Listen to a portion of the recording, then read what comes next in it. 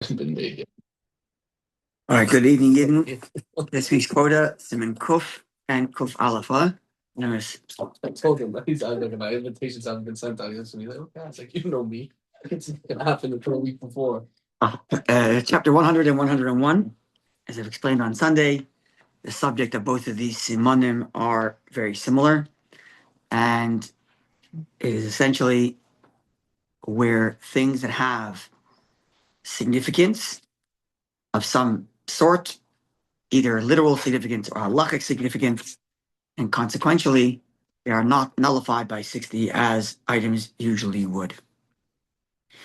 So it's two simonim, so it sounds like a lot, but it really isn't, as we demonstrated on Sunday and as we'll see today. So let's begin inside. Beria, a created being, a self-contained created entity that is forbidden.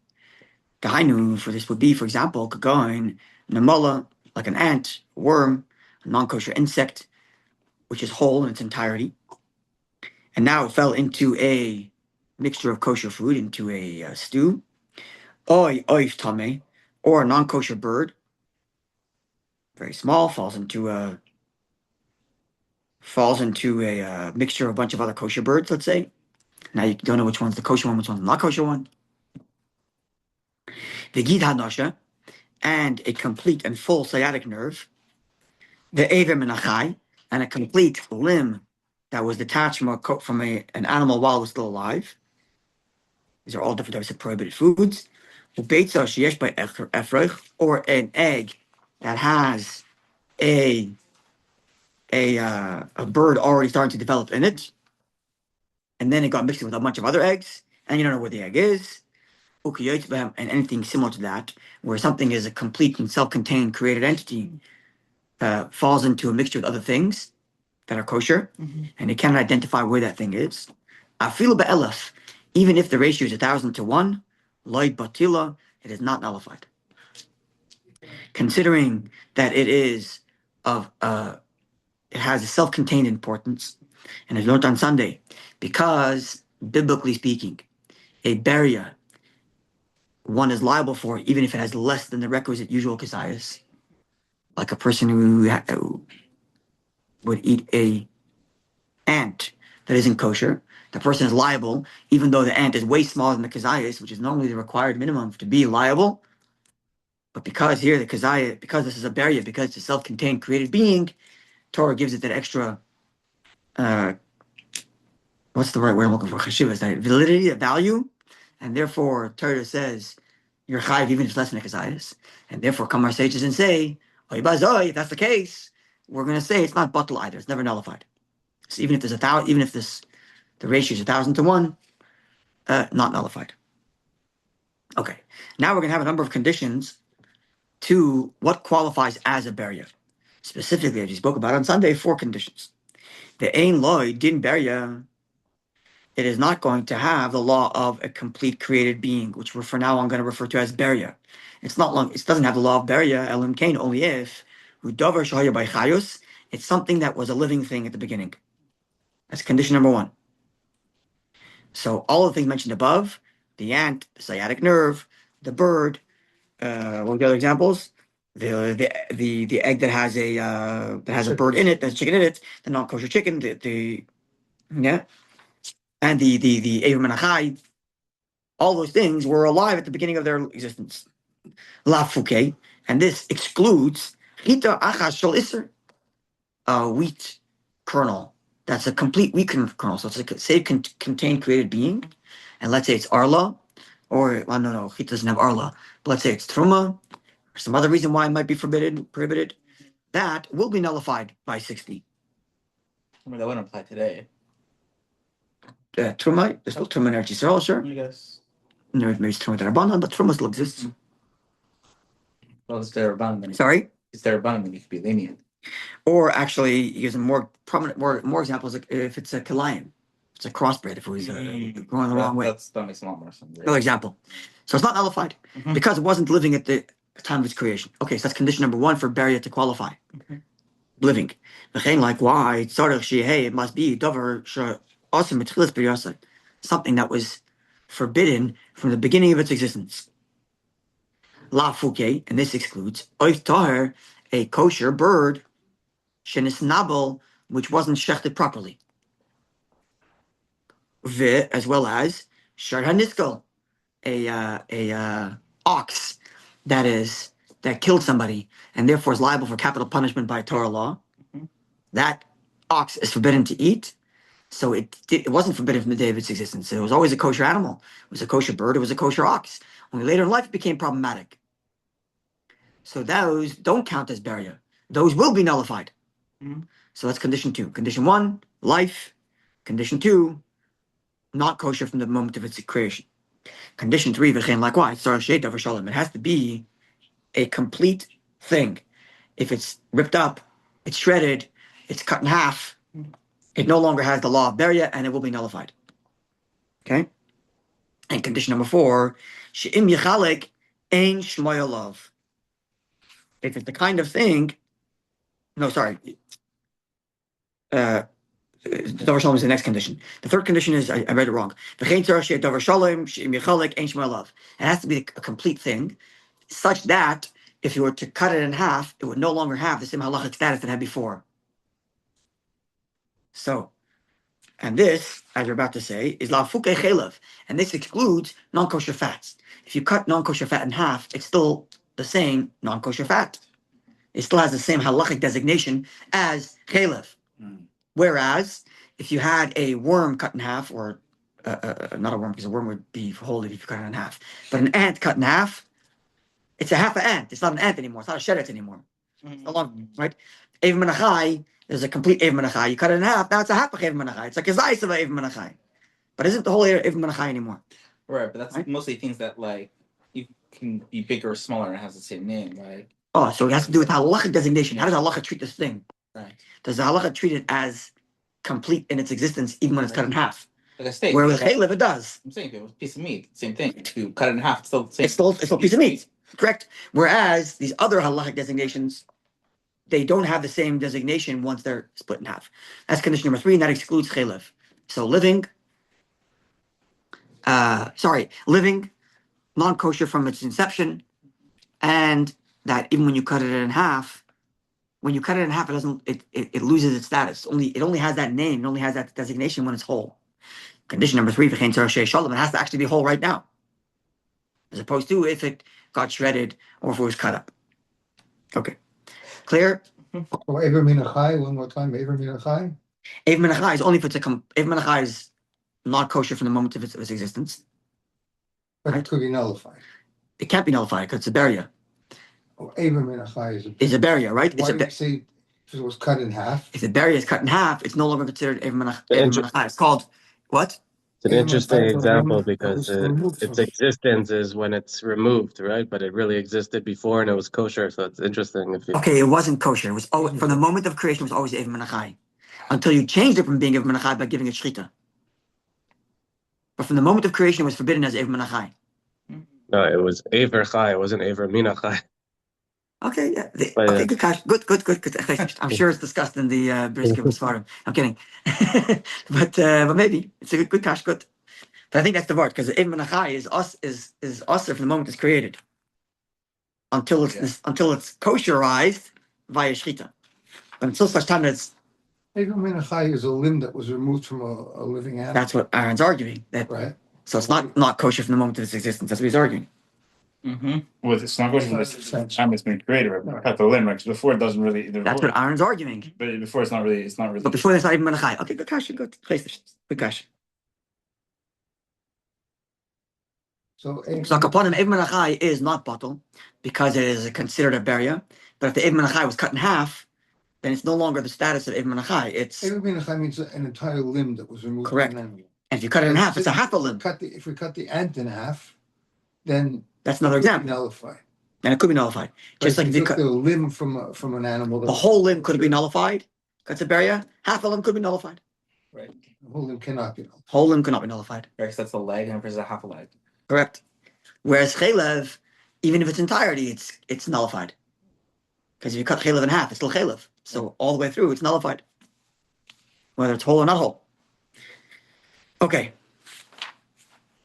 Now comes Ramah, Ve'ikir Gid Hanasha.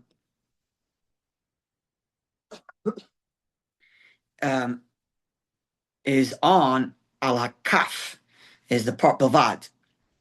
It's only the part of the Gid Hanasha that's near the kaf is like the thigh. Bilvad alone.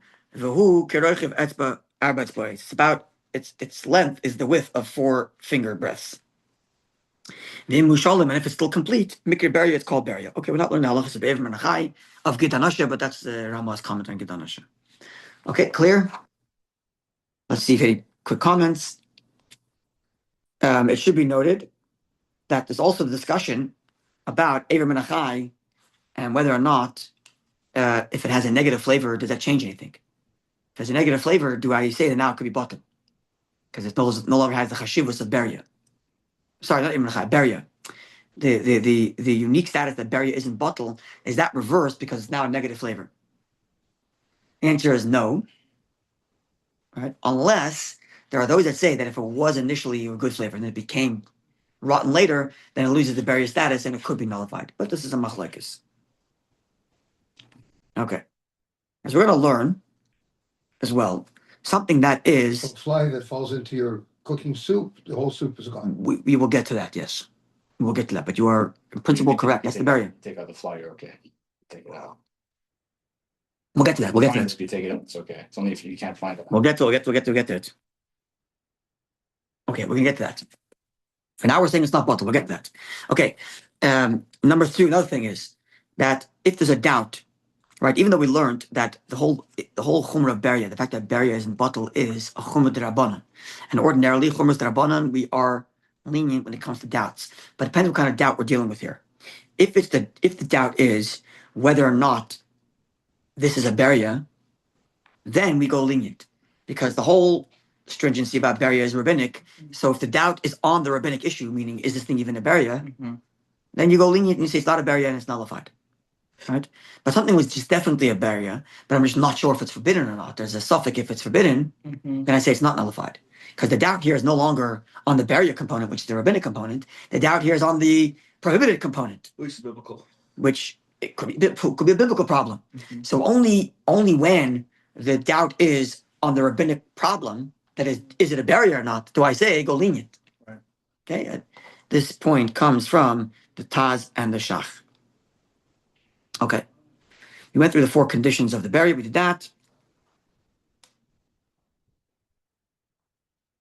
Right. So now, which means someone asked us on Sunday, what happens if the wing of the fly is missing? The answer is no longer a beria. Really? Yeah, even that. This is from the Shach. That even if the fly is missing a part that's it's not a limb that the fly needs to live. It could survive without the leg, but because missing part of its whole body, no longer beria. Someone asked that, so I thought I would share that. It's interesting. Someone asked that on Sunday. I don't remember who asked that. Right. Likewise, if the beria got shredded and you can no longer identify it, it's also nullified. Right. If the egg only has blood, but not one of the examples of beria was an egg that has effort that already has a chick in it. If the egg only has blood, it's not considered beria. First of all, because it doesn't have any life yet. Doesn't have life. The chicken had life. Number 2 is because the egg isn't forbidden from the beginning of its creation. Okay. Now, when it comes to, we're not learning the laws of teloim we're not learning the laws of teloim of removing insects from vegetables. Some of it's going to come up now, but it should be noted like this: that there are certain leniencies that once upon a time existed when things are cooked or not cooked. But as a rule nowadays, considering that we're capable of finding and removing these teloim, we're more stringent than they used to be. Okay, but that's for another time. Okay, base. Clear so far? All right, base. Davar. Now, what's the halacha? So to replace this question here. Okay, so we determined that beria is never nullified, and we define what a beria is. 4 conditions. Yeah, living, forbidden from time of birth, It's the kind of thing that even that if you cut it in half, it would lose its status, and it's still whole. Those are the 4 conditions for a barrier. Now, what's the deal when you find a barrier? What do you have to do with it? Okay. Says now mahalacha beis davar shu barrier, something which is forbidden because it is a barrier. Shin is bashal mehektar that's now been cooked in a stew of kosher stuff. Now, if you can't identify it, it's Eivah Menachai. How are you supposed to know this is an Eivah Menachai and this is Eivah from the chef? They're all the same in my stew. I'm supposed to know this piece of meat is Eivah Menachai. I can't identify it. So because there's no nullification by barrier, Hakol lost, they're all forbidden. Right? The other example is if a chicken in the shlachtais that was treif got mixed in with all the kosher chickens. It's a barrier. Okay, we'll learn soon when a chicken qualifies as barrier. But let's just say it does qualify as barrier. Similarly, okay. However, but the liquid, the gravy of the stew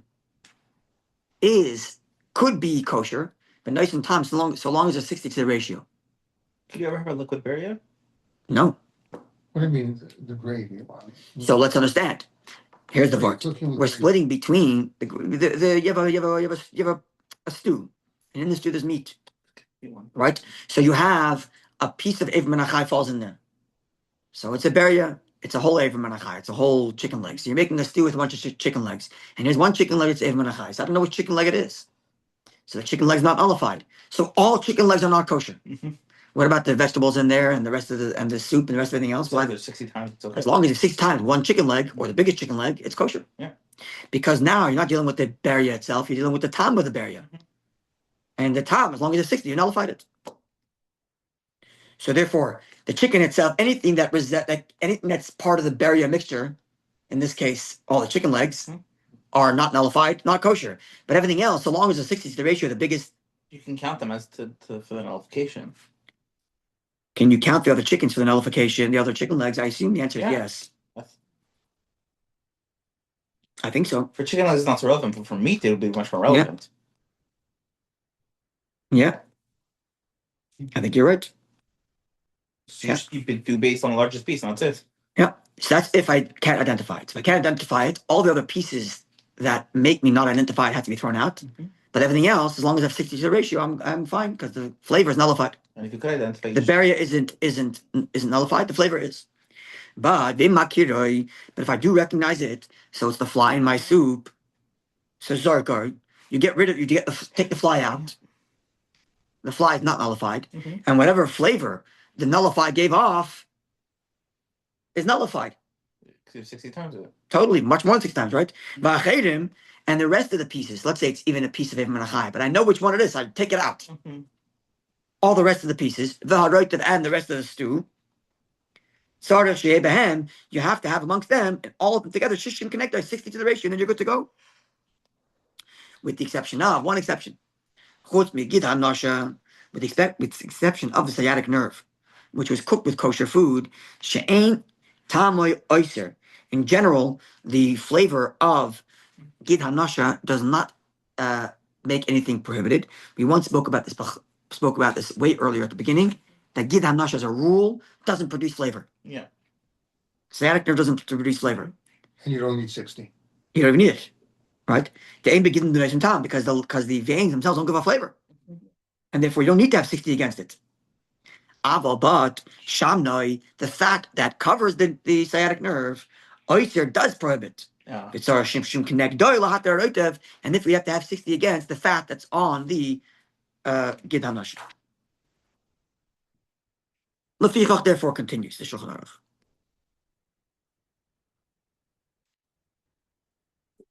Yeah, if you cook the entire thigh before removing the gid, before removing the sciatic nerve, in makiroi, if you're capable of identifying that nerve, or let me rephrase that, if you're capable of identifying that particular thigh which the nerve wasn't removed, right?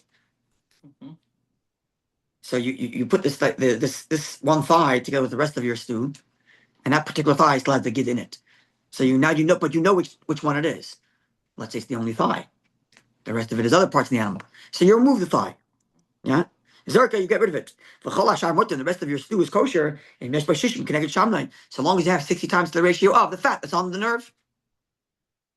If you don't know which one it is, because it's a bunch of thighs, and only one of the thighs still has the nerve in it. Yeah. Then all of those pieces are forbidden. And if you have 60 in the pot against the fat of the sciatic nerve, the rest of the stew is permitted. Vimlav. And if you don't have 60 to the ratio of the fat on the nerve, also the rest of the pot's still forbidden because you didn't nullify the flavor. But if The not, rest that was allowed. sorry, You remove this. If you remove the nerve, why was the rest allowed? what? No. What do you mean the rest was allowed? What rest? All of it. Oh, yeah, the rest besides what you took out. The rest besides what you took out, yeah. You took that out. Everything was now. So there's two cases. There's one case where you recognize which thigh has the nerve. You take that one out. Everything else is good. Right. The other case is where you don't recognize the thighs. You have to remove all the thighs, and now the rest is kosher. So long as you have 60 in the rest, the ratio of the fat that's on the nerve. Yeah. But if not now, if the nerve has been dissolved in the pot and I can't recognize it, so now it's what's the din now? It's no longer a barrier, because barrier is only a problem when it's swollen, when it's whole. It's no longer whole. It's been completely shredded by accident, not on purpose. We'll get into the details of that. Then Sarah Gamkein, Shishin Kenegdo, you have to have 60 against the nerve itself, because now you're not just dealing with the fat on the nerve, you're dealing with the nerve itself, because it's completely dissolved. So Taka, the nerve doesn't give off flavor, but you have the actual nerve mixed in there. So you have to have 60 against the nerve, not just against the fat. So you could have technically a boiled. If you said you needed the barrier, why? Because barrier is only not nullified when it's swollen, when it's whole. It's one of the 4 conditions. It has to remain whole. But since it's dissolved, no longer whole, and then it's nullified So let's by 60. So it's the same thing. You have let's say a mouse that falls in your stew on the pot. It dissolves in it. Then call your health department.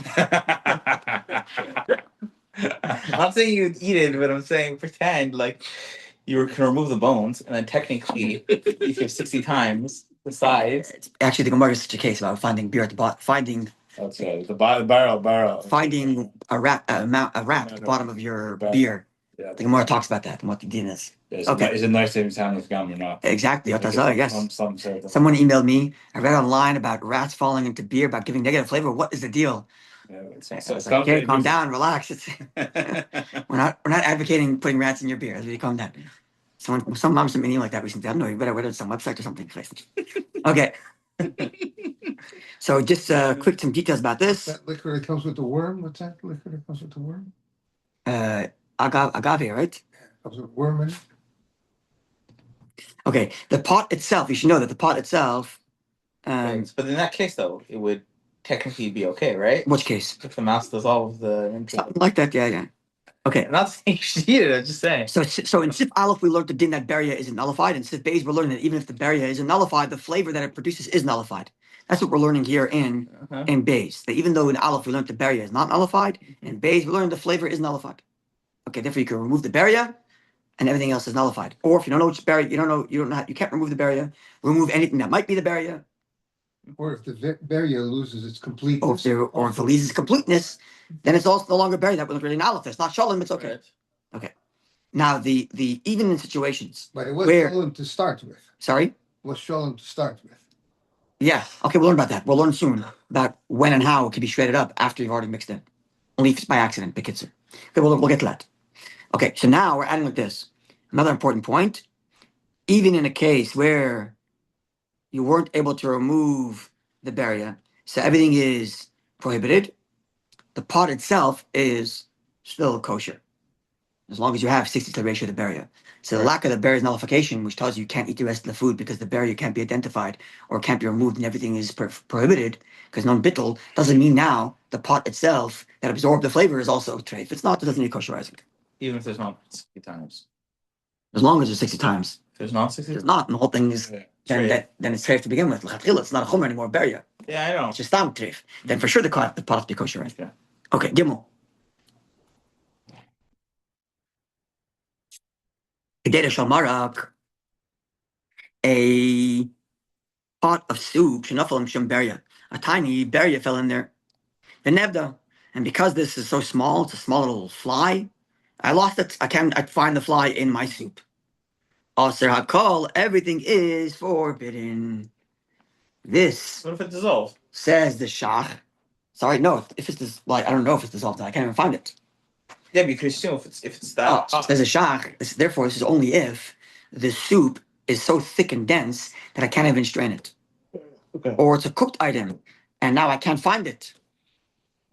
But if you could strain it, But if I could strain it, then strain the soup. If I find it, then I remove the barrier. The flavor the barrier gave off is nullified. And if I don't find it, it's shredded. do we say So it has to be. Asar Kol? Sorry, So why is it Asar Kol? that's what the shach says. This asar kol is only if it's a very thick, dense stew that cannot be strained, and that's why I have to be machmer and say asar kol. But if I could strain it, then strain it goes under hate, and then either you find the fly or the fly is gone. But obviously, it has to be the kind of strainer where it's the holes, the pores, are small enough to catch the fly, catch the mouse? right? If you're using like a ladle, where you have these big thin thick lines, then the fly will go through. That's nothing. You have to use a strainer which the net is so tight that a fly would get caught there, Right, and the soup and the soup has to be able thin enough to be able to go through. And that's why the Shulchan Aruch says asar kol when it's too thick to do that. Okay. Oh, so it's, okay, I understand. Likewise, if you end up taking, let's say you and for others case, not in the shach and the tat, but others say that if you ladle out from the soup slowly into your bowl, and every time you ladle out, you can see there's no barrier in your ladle, then you're fine. Because you're not eating the barrier. It's just a question of flavor. The flavor is nullified. Okay. So it's not completely all gone just because a fly fell in your soup. Even if you can't find it. If you can find it for sure, you take the fly out, you're good to go. You have 6 times the ratio to the flavor. But if you can't find it, either you strain it or you like peel off the top slow enough that you would definitely be not seeing the barrier. You would definitely be seeing the barrier if you encountered it. Okay, Dalit. Makes sense. Also, if you're pouring it instead of a big, instead of a second pot, you're pouring it into the, let's say, bowls. Exactly. And each bowl, you can see clearly what's inside Video. the bowl. Precisely. That's what he's saying here. Okay, Dalit. Where did I see the condition that it's so thick, etc.? Where am I seeing that? Look in Shach number 10. Shach 10, you have? No. I'm not shocked. No. Oh, well, we should know. Let me check. No, it's not Shach. Yeah, Shach 10. It's in the Hebrew. Hainu kishi efshel lahata al yesinon. You see Shach 10? Shach Yod. Look in the Hebrew. Asar kol hainu kishi efshel lahata al yesinon. Asar Kol. Asar kol hainu kishi efshel al yesinon. When you cannot kosherize it by straining it. Excuse me. Okay, Dalit. It should be on the notes on the side. If not, Shach 10's not there. Nope. All right, weiter. Dalit. Yirakas Moshalos, if you have cooked vegetables, Shanim Shabahem, Shalosh Teloyim, where you find 3 worms, 3 insects. So again, we're not learning the laws of Teloyim now, but as a rule, in certain circumstances, certainly in the old day when they had a hard time finding Teloyim, they would rely on certain leniencies. They have to check enough, and they don't see, it's all good. But once you see 3 once you see 3 telayim, you see 3 insects. So now it's no longer a doubt, maybe there's telayim, maybe there's not. Now you're already in a position where there's a probability that there is more. Okay? And because of that, everything becomes forbidden. So if it's raw, great, go check them. Just keep on checking them and remove your insects. But if they're cooked, where you no longer can check them properly, and you saw 3 telayim, and there's definitely going to be more in the rest of your vegetables. All of the vegetables in your stew are now forbidden because there's definitely telayim out there, which are beria, not nullified. Yeah. But when it comes to the liquid of that stew, you can strain them. And they'll be okay. Likewise, basar meat, which was cooked with these vegetables, and maybe a fly fell in it. You can wash it. And you can check it. It's okay. It's only the vegetables that once they're cooked, they're much more difficult to check. And actually, as I found here from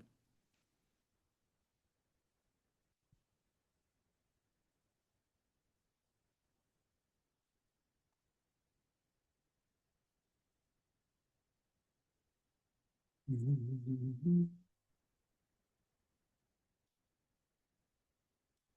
are those that say, who are those? The shach, yeah.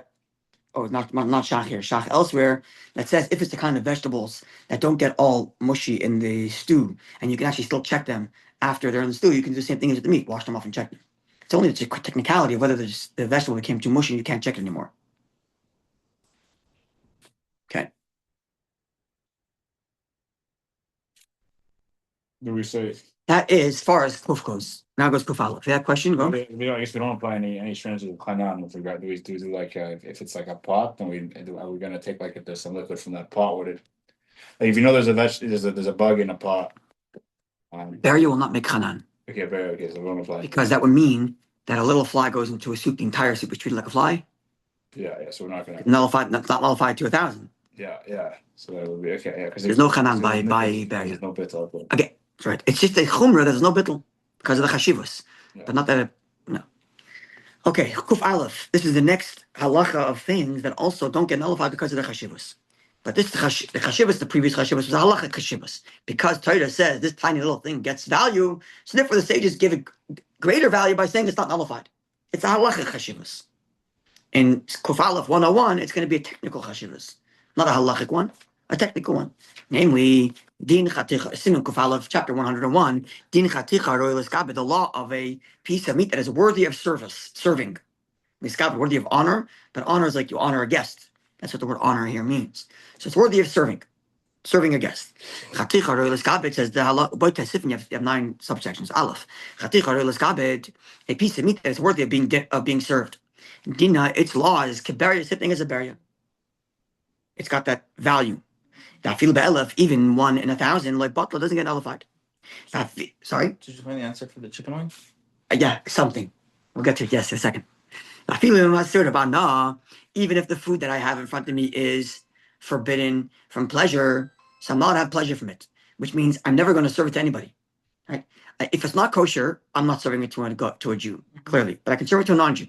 But if it's something that's forbidden from pleasure, I can't even serve it to a non-Jew. So why would this be considered dinner or oil escabit? Why would this be considered a piece of meat that's worthy of serving someone? There is no guest I can possibly give this to because it's forbidden for me to have pleasure from it. Nonetheless, if I were to nullify this piece of meat, it would be the kind of piece of meat that I would put on my guest plate. Therefore, it's not nullified because it's the kind of thing that if I were to be allowed to have it, I would serve it to somebody. That's the Rambam. Machaber says the Rambam. Even if this piece of meat is only prohibited rabbinically, it's not nullified by 1,000 because it's a piece of meat that's worthy of serving. What if I'm in doubt? Is this considered something that's worthy of serving? Maybe it's my chicken wing. I don't know. The way he writes it here is the Rav has to make a real determination. Is this something that's taka? Because a lot of it has to do with culture. Is this culturally something that you would serve? And we'll see some more details about that in a minute. But if I'm in doubt as to whether or not it should be, it's the kind of thing that's worthy of being served, then Zlina Lokola would go lenient again because it is rabbinic. But again, if it's a doubt whether or not the thing is forbidden, same thing as beria. If we're in a doubt that this thing is forbidden, it's not nullified because the doubt is not on the chumrah. The doubt is on the isser itself.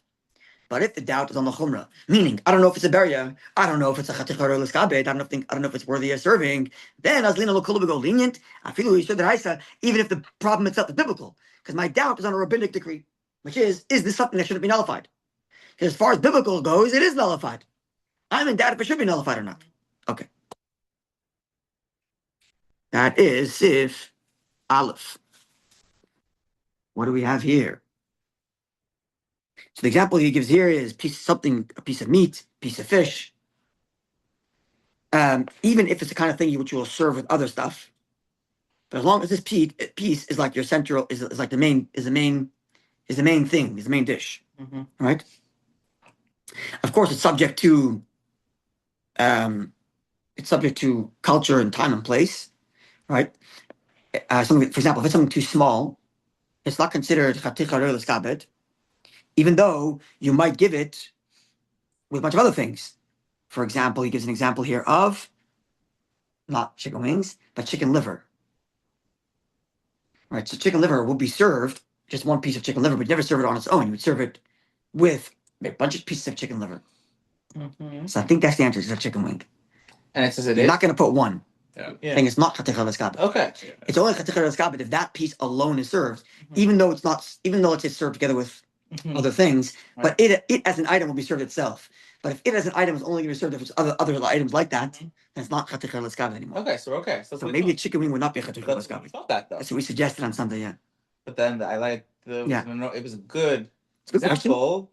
Yep. You have a shmor, you have a bunch of little things. Okay, so it's only the kind, right? But a shmor is not something you serve. That's self-serve.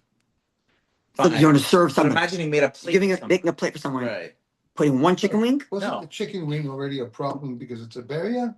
No, No, it's not even menachai. It's check. If it wasn't shechted, talking about chicken wing that was shechted.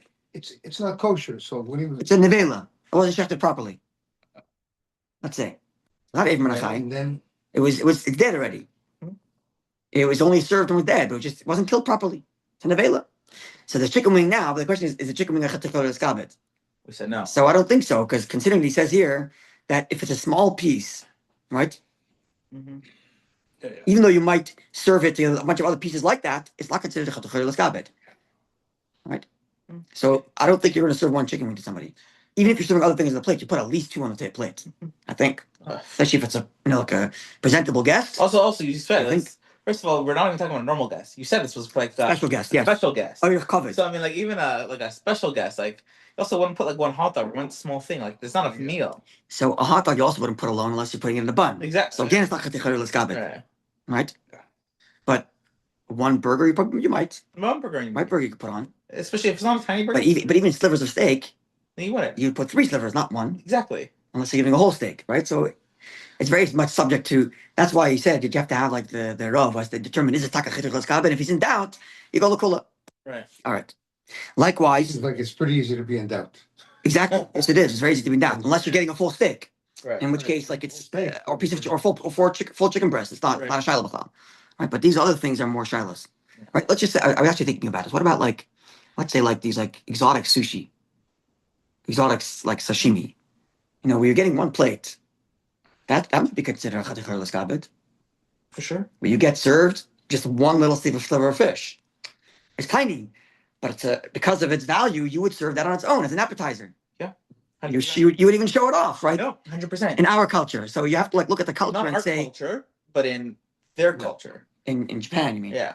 Oh, even here, it's a flex. We're I not. got this fancy fish and I give you Yeah, a special we're not sliver of we're not such bluefish people. tuna, you know, whatever. I'm such Nigerian people here. I don't know. I've been looking for bluefish tuna in Montreal Bluefin? forever. Go to Chiyoko. No. Something that could be I know. served on its own. Huh? Proper blue. Exactly. No. I mean like Japanese. But it's serving its own means, even if it's, let's say, a steak, which you're also going to serve with asparagus and farfel. But it's still considered Right. served on its own because you're not putting Right. 3 pieces of steak to make it. You're putting one steak. It's enough. Yeah. Okay. Likewise, he says here, if you have something that's like fried together, a bunch of things that are like put together into one, like a knish or something, that's not considered chatzrah u'leskabed because each individual piece is not u'leskabed. It's only in their combination. Interesting point. All right. Likewise, the side dish is not chatzrah u'leskabed even if you're only going to serve one. So you'll serve a potato together with the steak, but the potato is not considered chatzrah u'leskabed, even though it's served on its own. It's not the main piece on your dish. You're only going to serve that as a side dish. Okay.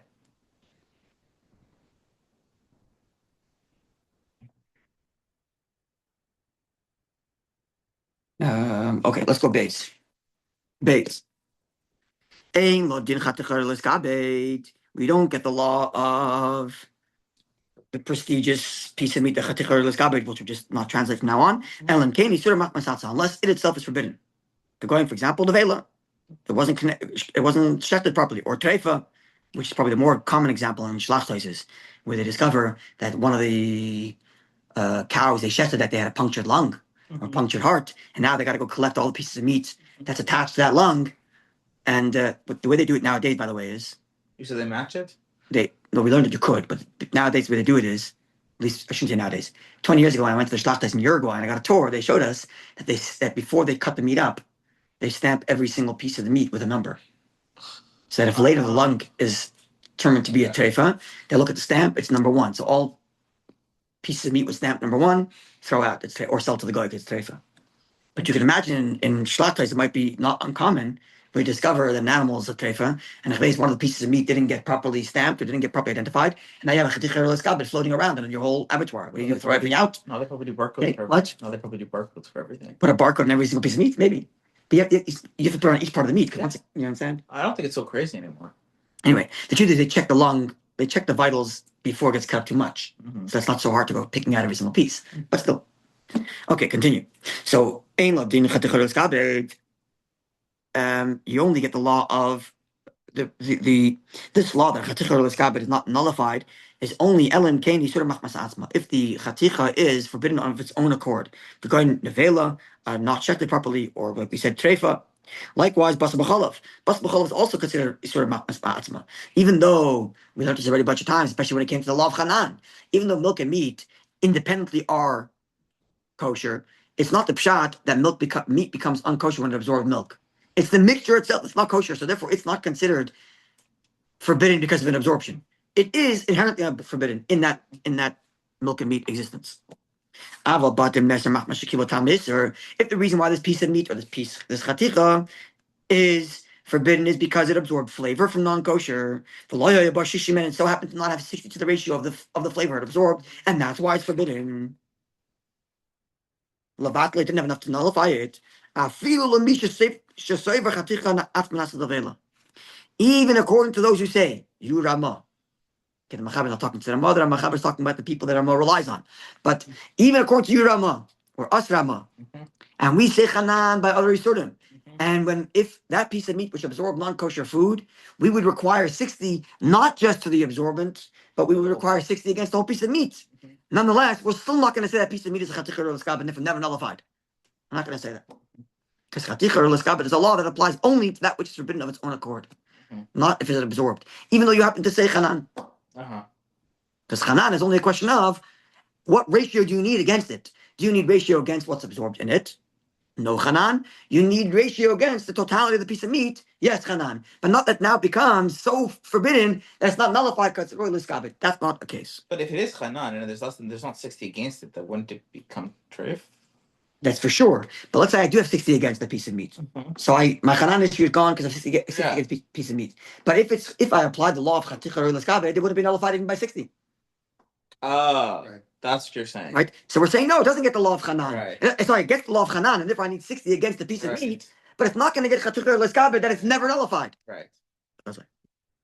And therefore, din chaticha or l'skabed. It doesn't get the law of chaticha or l'skabed, even though I need 60 against the whole piece of meat because it's Hanan.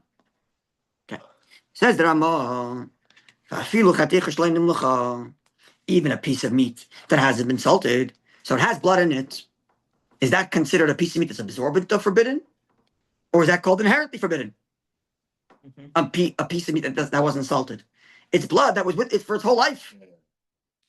So you might think that this is considered forbidden of its own accord because, hey, it's a bloody piece of meat.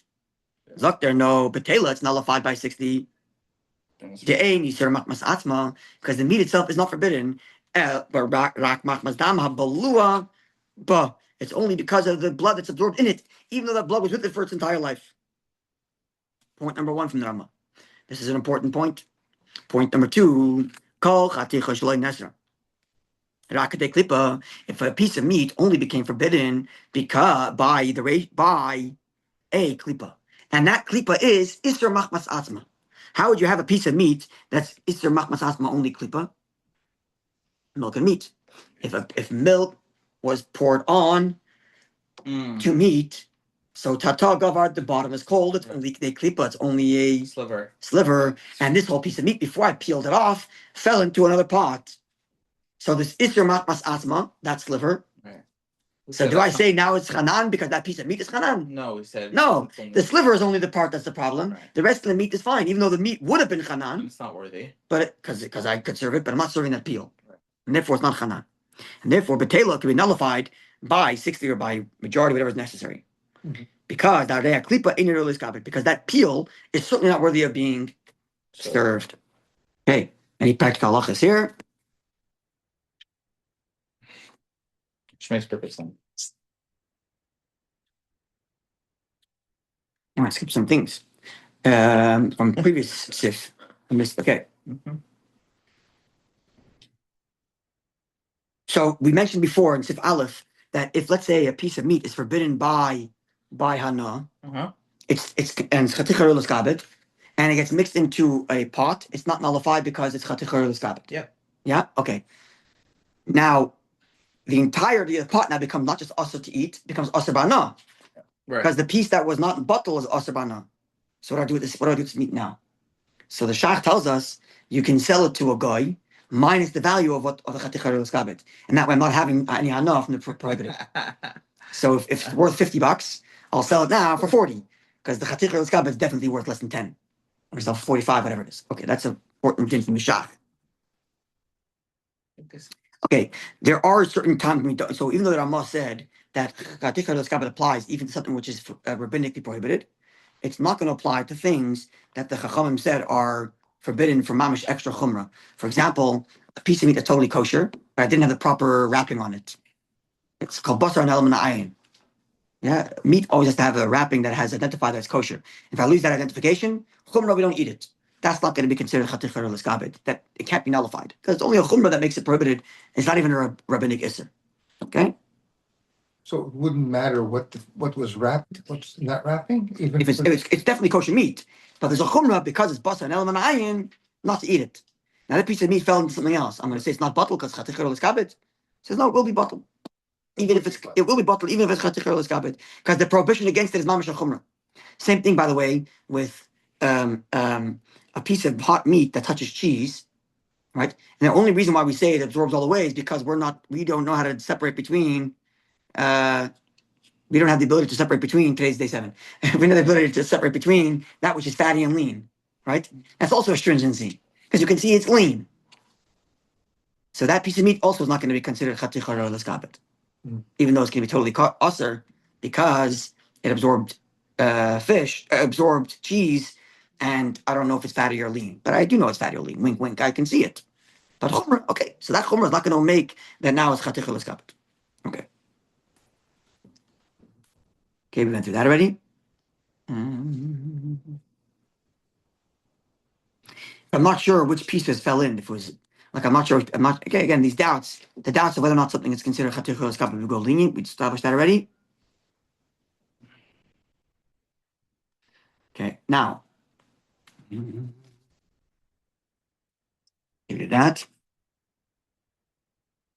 Now, even basar b'chalav, which is rabbinically prohibited, let's say Chicken. Chicken and milk, Mhm. it's still going to be considered basar. It's still going to be considered chatichar l'skabed. Yeah, but a part of a food that absorbed milk and meat, that's not going to be considered l'skabed. Even if it's a whole. Hmm. Even if it's a whole. Because it's not alive, right? So Again? there's no part that's alive. No, it's not buried. This is chatichar l'skabed. Right. Nothing to do with alive. Okay, Gimel chicken, again, the chicken that absorbed milk, will be considered chatichar l'skabed, even though it's rabbinic. Hanan, right? Yes, it's going to be considered chatichar l'skabed, even though it's only the rabbanon. So which was the one that wasn't considered? Basar and element ayin, or a case where I'm being machmer that this meat is treif because I'm not sure if it's fatty or lean. Which in reality I do know that's lean. I can look at it, I can see it's lean, and I know it didn't absorb the cheese. But the Ramah told us to be machmer that we don't know the difference between lean and fatty. Right, that's chumrah. So that meat won't be considered roy l'skabed and will be nullified. Okay. Gimel. Now we get to some halachas that aren't really relevant to us because we don't work in shlachtaises and in butchery shops. But here's their general principles. Roy l'skabed, the Mechaber's opinion is that chatichar l'skabed is only something that I would serve right now as it is. I'm running out of time already. Okay, we'll do one more halacha. And then we have Dalid, Hey, and Vav, and Zayin. It's not a lot. Then we'll do Gimel, and then maybe we'll do the others. Okay, we'll be in touch on the WhatsApp. We'll decide when we'll do the others. Because it shouldn't take more than a half an hour to do the rest. Okay, so chatichar l'skabed. It's a piece of meat. It's a piece of food that's worthy of being served. Does that mean that it has to be able to be served right now? Or does it mean it has enough volume to be served, but it'll take me some preparation until I serve it. Okay? So the Machaber says it means it has to be ready to be served right now, without any more further preparation. Okay? And therefore, says the Machaber, Tarnagolas, a chicken that turned out to be trefa or nevela, benoitzasa, and it still got all of its feathers on it. Shenis arva ba'cheres, and now it's mixed into other chickens in the shlachtais. But I didn't defeather the chickens yet. The tail is nullified. Because, why is it nullified? Because it's not ready to be served now. Even though a whole chicken is, if it would have been cooked and plucked, it would have been royalist gabed. But right now it's not royalist gabed. Right now it's not worthy of being served. So it says in Mechaber, nullified. Yeah. Now, sheharei in royalist gabed lifnei orchan kamashi, because it's not ready to be served in front of guests right now with all of its feathers around it. Right. Yeah. Even though now I'm going to go pluck all the chickens, so all the chickens are now going to get all the feathers removed, including that piece of trefa, even including that trefa chicken. Doesn't matter, because at the time of the mixture it was bottle, because the time of the mixture wasn't royalist gabet, and therefore all those chickens need to be kosher.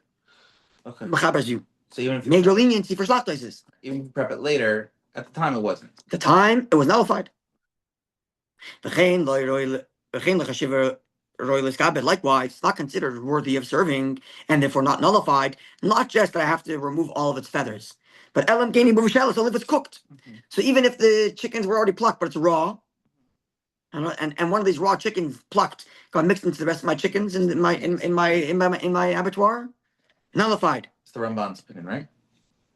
Last week, that's what we said. I think you Could said. be, I don't remember. We listed all the 4 opinions last week. I don't remember which one it was. Yeah. Likewise, a complete lamb, whole lamb. Even if I removed the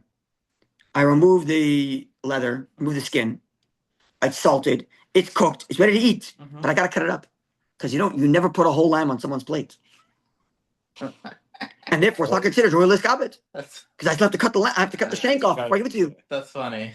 So even if the minimal more amount is required to serve it, it's not considered royalist gabet. I don't know.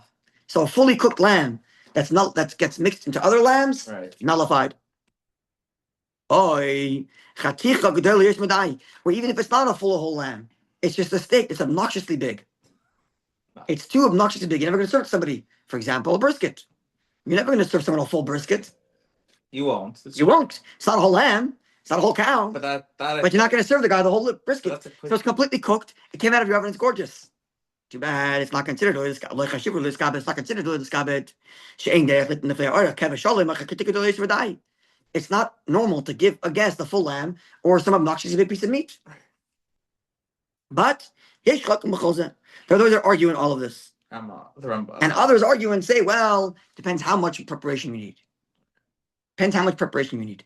And that's going to be the Ramah's opinion. The Ramah's opinion is going to be, if it requires a lot of preparation, not royalist gabed. Yeah. If it's minimal preparation, yes, royalist gabed. So what exactly is considered a lot of preparation and what's considered a little preparation? Let's see the Ramah. Right. He's going to tell us what he considers a lot versus a little. Again, this is indeed our opinion to be stringent, the ones who disagree.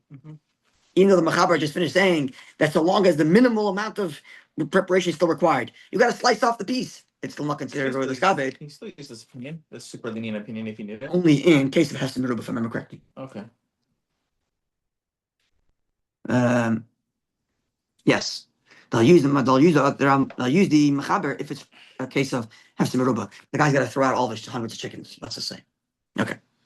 So says the Ramah, again, this is indeed our custom. We go like the stringent opinion that even if right now it's not ready, but it's got the volume that's capable of being royalist gabed, it's not nullified.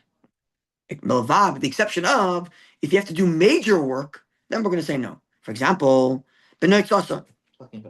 If it still has feathers attached to the chicken, this is considered a major work to do until it's ready. But in that case, we'll say it's nullified. So if my non-plucked chickens, trefa, gets lost in my abattoir, even though will say it's bottle, not royalist gabed, because it's too much effort till you actually serve it. V'chein likewise, raglayim, legs of a big animal, like a hot legs. Bull. Sorry, Like a bull. yeah, a full I feel like full leg of an animal, or the head of an animal.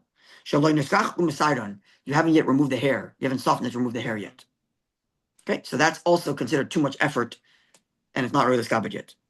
But if it's already been softened and it's already removed, the hair is being removed, it's still considered worthy of serving. Never mind if you didn't cook it, even if you didn't salt it yet, because that's not considered major activity. Salting and cooking is considered basic activity. Actually, the way he defines it here, very interestingly, is he defines if it's something you do at home, it's considered a small action and it's really liskabit. If it's something that the guy does before you take it home, the guy in the shop does, then it's considered too big of an action. It's not really liskabit. In other words, let's put it this way: the machaber could be saying something that's worthy for a guest is a question of whether the guest thinks it's honorable. Right. And Ramah is saying, well, does the host think it's honorable? And if the host thinks it's honorable, okay, I'll happily salt it and cook it. So even if I didn't salt and cook it yet, because I think it's honorable for my guest, then it's considered a liskabit. But if there's still feathers on it, I don't think it's worthy for my guest yet. what about chicken? Sorry? Chicken, you technically the fact that they did it at home. That's what he's saying. That's why he's saying here that if you have the foot of a lamb, you're going to salt it at home anyway. So as long as they gave it to you without the skin on, not the skin, actually, you might want the skin on your lamb, but without the hair, because they softened it for you, you'll happily salt it at home and cook it, won't you? Right. Right. So he actually said that it's possible that maybe the din changes today, because today we would never buy a piece of meat unless it was fully salted, cut, and shaped. Sure. That's So true. he's saying the law might change. It was cooking. And that would be Yeah. a So speaking of which, it's not a funny thing. Sure though. My grandmother once told me. My mother once told me that I guess my mother was. I have to actually ask my mother about this. But when she was younger, apparently she would take home a chicken from Your Qatar. grandmother Tuki said when she was younger, she was So I'll tell you. So my grandma told me even when she was married, she would bring home the chicken from Kaparis and kosher as at home. Why?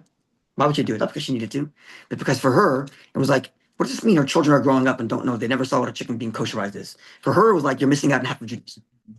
Because she grew up as a child. You go to the butcher, buy the chicken, you bring it home, you stuff it, you buy it on Wednesday, you stuff it with bread. So by the time Friday comes around, it's already fat. Friday morning, you bring it to the shaychet, you bring it home, your mother kosherizes it, your mother takes out the heart and says, I think there might be a problem. Mama, please take it to the Rav, tell that the Rav check the heart. And the Rav looks at it and says, oh, the puncture is no good, it is good, whatever. She grew up with that. So she couldn't believe, and her children are growing up, never saw this. What kind of Yiddishkeit is this? So she made sure once a year to do it. Okay, my Yiddishkeit I think is fine anyway, but there's something to be said, there's some value to be said for that. Akapanim, so that's what the Ramah is saying here.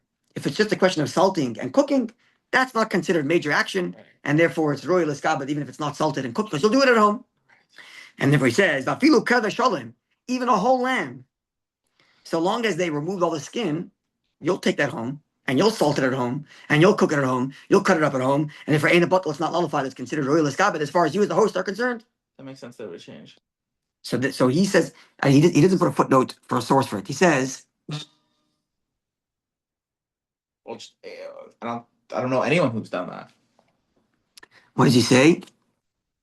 No, the question is the law changes. Anyway. Yeah, I'm saying nowadays you would never even like bring that into your house. You wouldn't. Right. Or, like. Yeah. Nobody brings a rack of like unsalted lamb. People Even if you buy unsliced. Even if you buy a whole lamb, you would never bring an unsalted lamb. You buy a rack of lamb, and it's fresh. It's fresh. Of course. Okay, please, Rama. Me, however, raglaim shaloifes, bird, fowl legs, legs of fowl. Mavad ragle, besides for legs of goose, as well as feet of smaller animals like sheep. The Medinas Elo in our countries, here in Poland, I suppose, they're not considered worthy of giving to a guest. You're not going to give your guest chicken feet. Maybe the leg of a goose that you'll give. That's a chashiva thing. It's got certain fats that are very exciting, but you wouldn't do that to your guest. But tell them therefore they are nullified, even if you had prepared them. What's a chicken leg? Is a bulker? No. No, chicken leg, literally. I think chicken feet. Chicken feet. Which is what you make pacha out of. On the feet. The feet, literally. I think it means literally the feet. Fine. I don't think it means the pulka, because the pulka is something you would serve. Anyway, but this comes in the category of stuff. If you see there's a taz. Chicken leg is a poker. No. No. Feet. I want to show you a taz. Yeah, the little feet. Okay, I'll show you taz in a minute. Let's finish this. I want to show you a certain special taz. Very important taz. Where's their shach? I'll find it in a second. We'll continue tomorrow during Mincha. Maybe we can do that, yeah. Sure. Okay, well, let's finish all this sif. Likewise, Rosh Shel Oifos, the head of birds, ain't a chashuv buck is also not considered something that you would serve. You're not going to serve someone a chicken head. Mhm. Yeah. Continues the. Okay, that's the end of the sif. Now, I think I told you what I want to Chicken tell you head. from this. But the fish head, Taz. the fish head could be Say again? scabo, royal scabo. He's saying the The fish. fish head. Eat it on Rosh Hashanah. The fish head would be considered worthy of serving. Sure, fish head would be considered absolutely, Chicken even, head. even by today's standards. Even by today's standards, yes. Really? Yeah, people serve chicken head. Fish head? Fish head, sir. I'm sorry, not chicken head. Fish head, sir. Yeah, sir. It's a delicacy. Really? People like it specifically because it's less bony or whatever. Interesting. I'm not into it, but some people like it. My father actually loves it. Okay. There's a taz I want to show you, which is very important taz. Give me 1 second. I'm going to find it.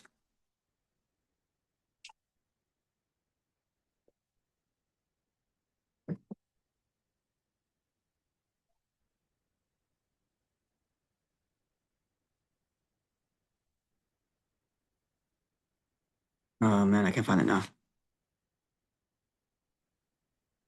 Okay, yes. Look at Taz Yud Aleph.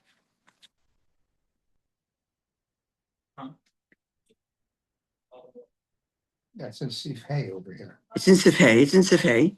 But look at the Hebrew, the last lines. Not going through the whole thing that he says here. In came, aim midivri maharam raya klal. If so, whatever the discussion was before, there's no proof from what the Maharam said. Not getting into it. Ella, because rather, ta'kol toloi l'fi ha'makom v'hazman. It's all dependent on the place and the time. Is this something you're going to serve your guest or not? That's it. So the details of Daled and Hey, which are going to be details of like which parts of the animals are yes worthy of service, which ones are not worthy of serving. Says the Taz, it's all going to be dependent on where you live and when you live and whether that's the kind of thing that you're actually going to serve. On the two tracks, either the Machaber's track where it's ready to be served, or the Ramah's track where you would take it home because it's worthy of serving.